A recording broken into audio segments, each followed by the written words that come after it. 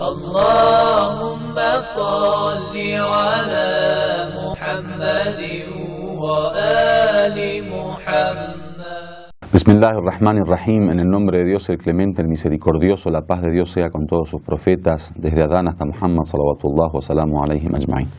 En la anterior clase estábamos hablando acerca de cuál es el camino para conocer al profeta. Obviamente cuando los profetas ya confirman su mensaje, cuando ya la gente cree en ellos, entonces ya son una prueba para el próximo profeta. O sea, cuando por ejemplo Jesús anuncia la venida del profeta Muhammad, Jesús ya estaba comprobada su profecía o su mensaje, digamos, y que era un enviado de Dios. Por lo tanto, su palabra ya es una evidencia y es una prueba para los posteriores pueblos que siguieron su mensaje. Por lo tanto, uno de los caminos para conocer al profeta es justamente el anuncio del anterior profeta. Y nosotros tenemos narraciones que hablan un poco de la situación de Meca o de la península arábiga, digamos, de los árabes y este pueblo que vivía en la península arábiga.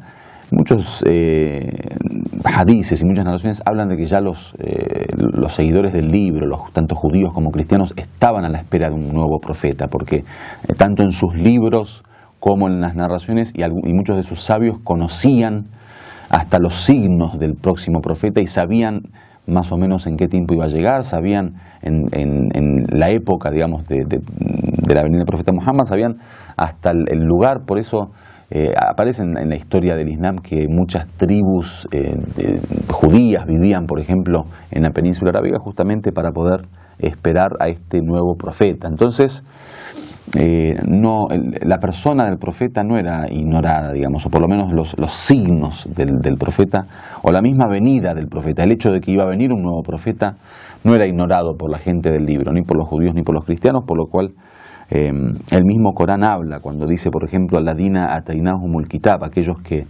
les hemos dado el libro, digamos, las escrituras, ya'rifunahu kama ya'rifuna abna'ahum. Dice, lo conocen al profeta como conocen a sus hijos. O sea, había un conocimiento muy, muy profundo del mismo profeta. Wa inna fariqan minhum la yaktumuna al-haq. Dice, pero un grupo de ellos tapaban la verdad, digamos, ocultaban la verdad. Wa hum ya'lamun, a sabiendas, o sea, sabiendo que en realidad ese o él era el profeta. En otra parte del Corán dice que el mismo Jesús, alayhi salam, había hablado de la venida del profeta cuando dice wa mubashiran bi rasulin ya'ti min ba'di ismuhu Ahmad. Dice Jesús, además de todo lo que viene hablando de su propio mensaje, de que era una persona que daba, digamos, aconsejaba a la gente, etcétera, etcétera, dice, y daba albricias, digamos, la buena noticia, la buena nueva de un profeta que vendrá después de mí, que su nombre es Ahmad. Ahmad, bueno, para los que tienen acceso al texto árabe o pueden entender el árabe, saben que viene de la misma raíz trilítera de la palabra Muhammad, o sea, del nombre Muhammad, Hamida, o el Hamd es digamos, lo que tiene que ver con ser alabar, digamos, o la alabanza. Entonces Ahmad viene de la misma raíz que Muhammad, por lo tanto el nombre de Muhammad en esta ley aparece como Ahmad, que tiene que ver con la alabanza.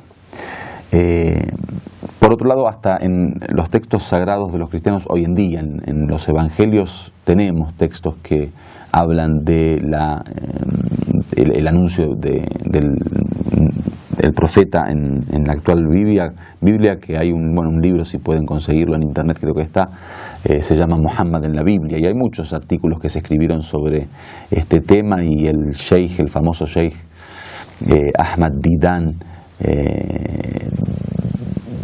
Didat, me parece que es Didat, está en YouTube, tiene muchos debates con cristianos en donde justamente él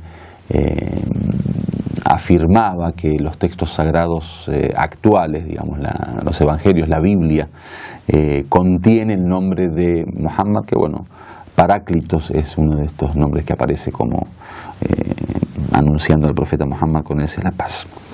El segundo camino que tenemos para conocer al profeta, o digamos la herramienta que utiliza el profeta para presentarse, para que de alguna forma la gente lo siga y acepte su profecía o su profetado o su mensaje, es justamente la milagrosidad, los milagros. Todos los profetas generalmente presentaban un tipo de milagro como prueba de su mensaje, como prueba del hecho de que han sido elegidos por Dios y enviados por Dios para guiar a los hombres. Entonces, el milagro generalmente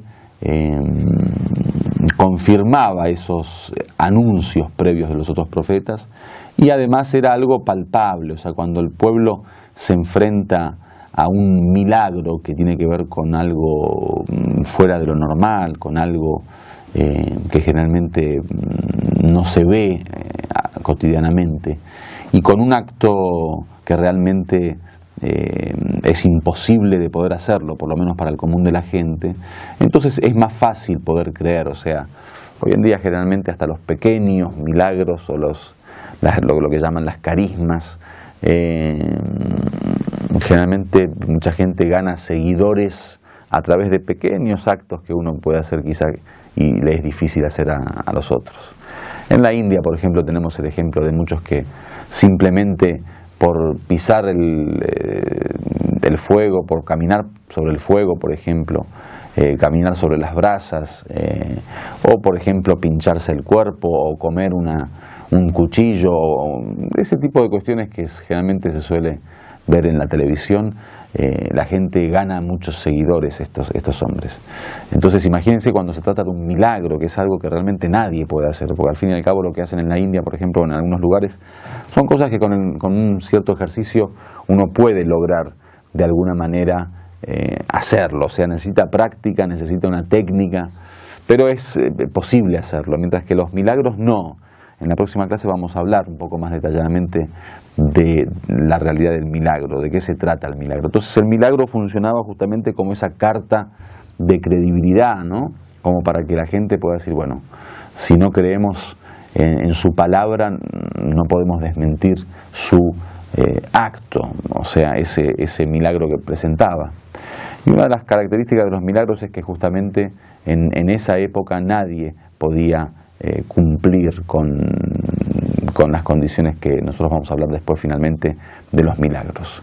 Entonces en la próxima clase estaremos hablando con más detalle acerca de la definición del milagro y acerca de las condiciones y la forma en que ellos utilizaban los milagros para poder convencer a la gente como una prueba más de su mensaje y de que eran enviados por Dios. Walhamdulillahi Rabbil Alamin.